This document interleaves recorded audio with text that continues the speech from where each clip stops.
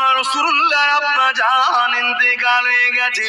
দুনিয়ার জমিনে এসে আমার রাসূল কোনদিন আব্বাকে ডাকতে পারেনি।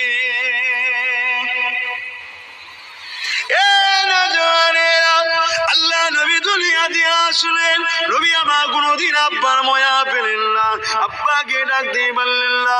দুনিয়া দুদিনের জমিনে মায়ের মায়া থেকে টেনে নিয়েছে দুধুমা হালিমা ঘরে চলে গেল।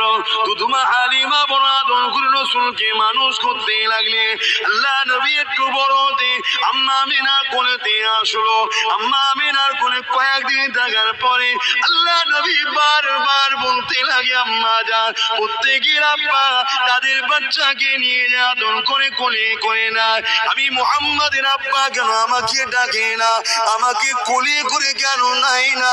আম্মা জান আমার আব্বা জান কোথায়? আমি মুহাম্মাদকে আমার আব্বার কাছে নিয়ে চলে, আমার আব্বা কেন আমাকে ডাকে না? এ যুবকেরা, এ নবী পাকের প্রেমিকেরা, আরে আমার নবীর জীবন কত করুণ ছিল গো, একবারও কি মায়া লাগে না? একবারও কি দিল কাঁদে না?